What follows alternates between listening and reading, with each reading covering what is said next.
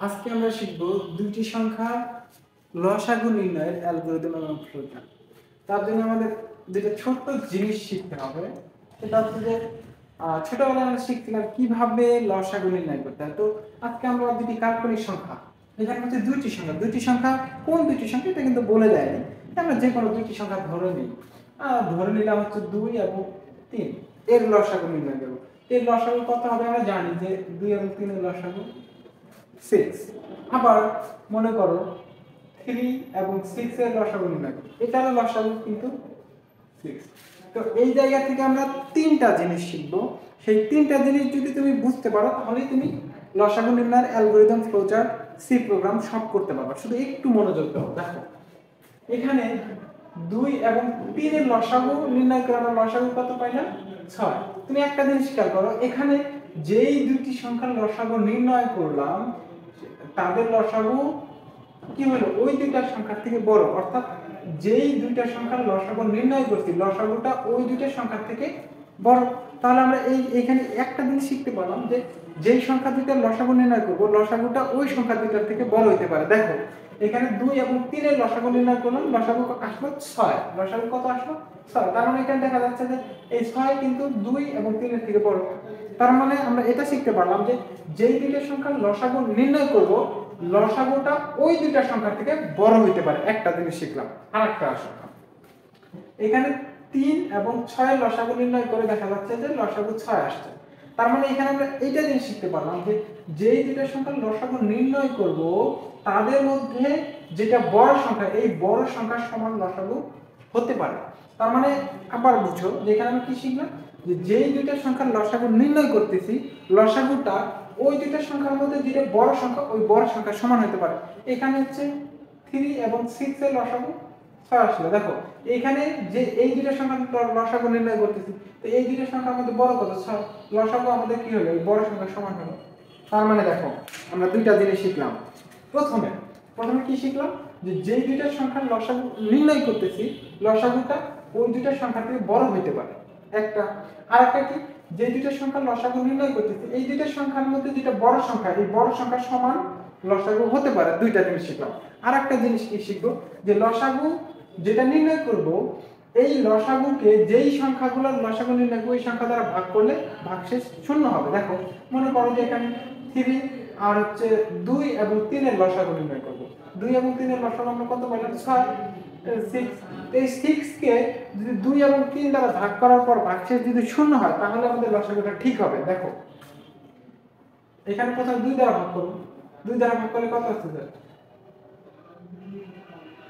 3 দুগুণে 6, ভাগশেষ কত? শূন্য। আবার এখানে 3 দ্বারা ভাগ করো, 6 কে তোমার হচ্ছে কি করবে? 3 দ্বারা ভাগ করো, 3 দুগুণে 6, ভাগশেষ শূন্য। দেখো আমি কি বলছি, যেই সংখ্যা দুটার লসাগু নির্ণয় করব ওই সংখ্যা দ্বারা লসাগুকে ভাগ করলে ভাগশেষ শূন্য হবে। অর্থাৎ নিঃশেষে বিভাজ্য হবে। নিঃশেষে বিভাজ্য হলেই তবেই লসাগু নির্ণয় হবে। তাহলে তুমি দেখো এখানে আমরা তিনটা জিনিস শিখলাম। আবার বলতেছি কয়টা জিনিস? তিনটা জিনিস। প্রথম যেটা 1 নম্বর যেটা যেই সংখ্যা দুটার লসাগু নির্ণয় করব লসাগুটা ওই সংখ্যা দুটার থেকে বড় হতে পারে, এটা হচ্ছে 1 নম্বর। 2 নম্বর কি, যেই দুইটা সংখ্যার লসাগু নির্ণয় করব যেই দুইটা সংখ্যার লসাগু নির্ণয় করব এই দুইটা সংখ্যার মধ্যে যেটা বড় সংখ্যা এই বড় সংখ্যার সমান লসাগু হতে পারে। 2 নম্বর শিখলাম। এখন 3 নম্বর কি, 3 নম্বর হচ্ছে যেই লসাগুটা নির্ণয় করব যেই সংখ্যা দুইটার লসাগু নির্ণয় করব লসাগুটাকে ওই সংখ্যা দ্বারা নিঃশেষে বিভাজ্য হইতে হবে। ঠিক আছে, এই তিনটা জিনিস শিখতে পারলে আমাদের এই প্রজেক্ট একদম সহজ হয়ে যাবে। দেখো তো এখন দেখেন আমরা এখানে তিনটা জিনিস শিখলাম। এই তিনটা জিনিসকে এখানে অ্যাপ্লাই করার মাধ্যমে আমরা ফ্লোচার্ট আর্ট করব। দেখো তো কাল্পনিক সংখ্যা, এখানে দুইটি সংখ্যার কথা বলছে। তো কাল্পনিক দুইটি সংখ্যাকে আমরা ধরে নিলাম 2 আর হচ্ছে 3। এই 2 এবং 3 এর লসাগু নির্ণয় করতে বলছে। এখানে বলছে দুইটি সংখ্যা, কোন দুইটি সংখ্যা এটা বলে না, আমরা আনুমানিক হচ্ছে দুইটি সংখ্যা ধরে নিলাম। তো আমাদের একটা শর্ত কি ছিল যে যেই দুইটা সংখ্যার লসাগু নির্ণয় করব লসাগুটা এই দুইটা সংখ্যার মধ্যে বড় সংখ্যাটা হতে পারে। তো এই দুইটা সংখ্যার মধ্যে বড় সংখ্যা কত? 3। তো এই বড় সংখ্যাটাকে আমরা লসাগু ধরে নিলাম, মানে কাল্পনিক আমরা ধরে নিচ্ছি যে এই দুইটা সংখ্যার মধ্যে বড় সংখ্যা যেহেতু 3, তো 3ই লসাগু হতে পারে। কারণ আমরা এর আগে শিখে আসছি যে যে দুইটা সংখ্যা লসাগু নির্ণয় করব তাদের মধ্যে বড় সংখ্যাটা কি হতে পারে? লসাগু হতে পারে। সেই জন্য আমরা তোমার 3 যেহেতু এখানে বড় তাই 3কে আমরা লসাগু ধরে নিলাম। তো এইখানে প্রথমে আমরা শুরু করি স্টার্ট। করার পরে ইনপুট ইনপুট এ এবং বি দুইটা সংখ্যাকে ইনপুট হিসাবে আমরা ধরে নিলাম। ধরে নেওয়ার পর এখানে জিজ্ঞেস করছি যে এ কি বি এর থেকে বড়। এখন এখানে অনেকে আছে, অনেকজনে তোমার বলতে পারে যে হ্যাঁ এ বড়, এ কে তোমার কি বড় বলতে পারে, আবার কেউ বলতে পারে যে না বি বড়। এক একজন এক একটা বলতে পারে না। তো এখানে হচ্ছে কেউ বলছে যে এ কি, এখানে কোশ্চেন করা আছে এ কি বি এর থেকে বড়, কেউ বলছে যে হ্যাঁ এ বড়, তার মানে কি এটাই হচ্ছে লসাগু। আবার কেউ বলতে পারে যে না এ বড় না বি বড়, তাহলে বিটা লসাগু, কারণ আমরা দুটি সংখ্যার মধ্যে যেটা বড় ওটাকে আমরা লসাগু ধরে নেব কাল্পনিক। এখানে দুটি সংখ্যার মধ্যে বড় কত 3, তাই 3 কে আমরা কি কাল্পনিক লসাগু ধরে নিছি। তো এইখানে তোমার বলছে এ এবং বি এর মধ্যে বড় কে, এটা কিন্তু আমরা জানি না, তাই আমরা কাল্পনিক ভাবে কেউ এ কে লসাগু ধরে নিছে, আবার কেউ বি কে লসাগু ধরে নিছে, কেউ এ কে বড় বলতেছে, কেউ বি কে বড় বলতেছে। তো এই দুটাকে সংযোগ করে দিয়ে এক জায়গায় হচ্ছে সংযোগ করে দিলাম। দেওয়ার পরে এখানে দেখো, মনে করো যে এখানে আমরা 2 কে এ এবং 3 কে বি এবং এই 3 কে আমরা কি এক্স মানে লসাগু ধরে নিলাম। তো এই তিনটা জিনিস আমাদের এখন এখানে লাগবে। দেখো আমাদের আরেকটা জিনিস আমরা এখানে শিখছিলাম যে আসলে যে দুইটা সংখ্যা লসাগু নির্ণয় করবো, লসাগুটা ওই সংখ্যা দ্বারা, ওই দুইটা সংখ্যা দ্বারাই নিঃশেষে কি হবে বিভাজ্য, অর্থাৎ ভাগশেষটা শূন্য হতে হবে। ভাগশেষ দুইটা সংখ্যা দ্বারা ভাগ করার পর শূন্য না হলে তাহলে কিন্তু লসাগু হবে না। তাহলে এখানে দেখো তো যে প্রাথমিক অবস্থা আমরা লসাগু কত ধরলাম, মনে করো 3। তো এখানে কি বলছে লসাগুকে প্রথমে এ দ্বারা ভাগ করে শূন্য আনতে বলছে। তো লসাগু কত 3, এই 3 কে আমরা এ দ্বারা ভাগ করতে বলছে। দেখো প্রথমে কি বলছে এ দ্বারা ভাগ করো, এ কত এর মান কত 2, 2 দ্বারা ভাগ করে আমাদের ভাগশেষ শূন্য আনতে বলছে, দেখি শূন্য আসে কিনা। তো 2 দ্বারা ভাগ করলে কি হয়, দেখো 1 আসতেছে, অর্থাৎ শূন্য আমাদের আসেনি। যদি শূন্য আসতো তাহলে আমরা 2 নাম্বারটা অ্যাপ্লাই করতাম, যেহেতু প্রথমেই আমাদের শূন্য আসেনি তাহলে 2 নাম্বারটা অ্যাপ্লাই করার দরকার নাই। তাহলে আমরা কি করব, নো শূন্য আসেনি, নো নো হয়ে তোমার কি করছে আবার এই যে x আছে x এর সঙ্গে 1 যোগ করছে, অর্থাৎ পূর্বে যে আমাদের লসাগু ছিল 3, এই 3 এর সঙ্গে 1 যোগ করে দিল। 3 এর সঙ্গে 1 যোগ করলে 4 হলো। এই 4 কে নিয়ে আবার জিজ্ঞেস করছে x কে a দ্বারা ভাগ করতে হবে, অর্থাৎ 4 কে আমাদের a দ্বারা ভাগ করতে হবে। 4 কে আমরা কি করব a দ্বারা ভাগ করব। এই 4 কে a কত, এর মান কত 2, 4 কে a দ্বারা ভাগ করে দেখতে বলছে ভাগশেষ কি শূন্য হয়, দেখি তো ভাগ করে শূন্য হয় কিনা। তো এখানে ভাগ করলে কি হয় 2 2 গুণ 4।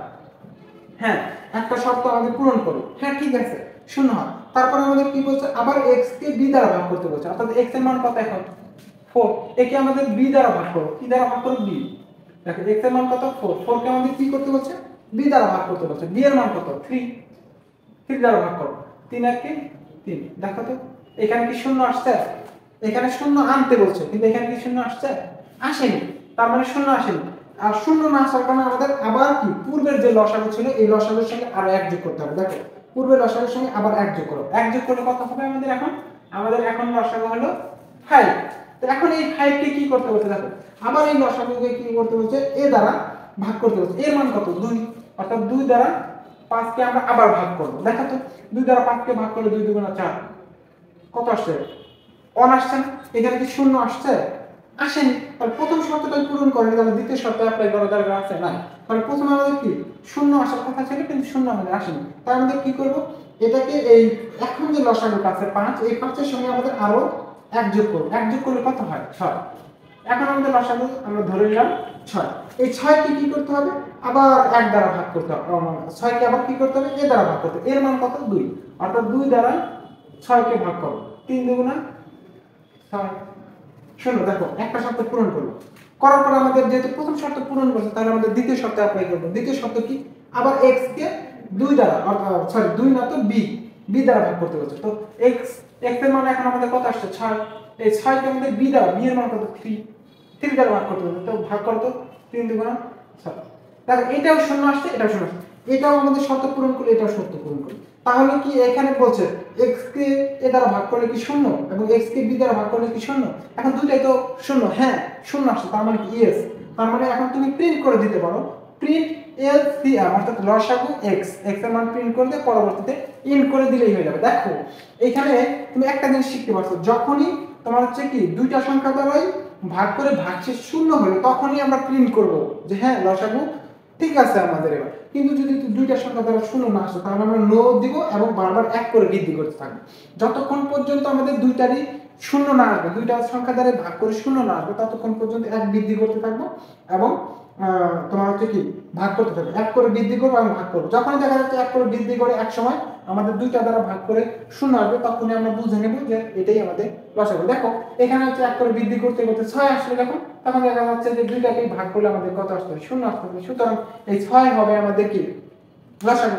তো এখানে আরেকটা জিনিস দেখাই যে এই যে অনেকটা বলতে পারো যে এখানে দুইটা সংযোগ চিহ্ন কেন দিচ্ছে, এখানে তুমি যদি বলো যে দুইটা সংযোগ চিহ্ন আমি দিব না, আমি এখানে এইভাবে দিয়ে এটা লাগাই দেব, তাহলে কোনো সমস্যা নেই। আবার তুমি যদি বলো হ্যাঁ এটা যদি তুমি এইখানে লাগাই দাও তারপর সমস্যা নেই, তবে এইখানে না দিয়ে এইখানে দেওয়াটা আমাদের জন্য সব থেকে ভালো। ঠিক আছে, তো আজকে এই পর্যন্তই। সবাই ভালো থাকবেন, আর যদি ভিডিও ভালো লাগে তাহলে সবাই একটু সাবস্ক্রাইব করে দিবেন। এবং এই চ্যানেলে এখন আইসিটির ধারাবাহিকভাবে প্রত্যেকটা ক্লাস তোমরা পাবা, নতুনদের জন্য একদম নতুন চ্যানেল, এটা হচ্ছে সবার জন্য নতুন এবং সবাই পাশে থাকবেন আশা করি। তো সবাই দোয়া করবেন এবং সবার জন্য শুভকামনা। আল্লাহ হাফেজ।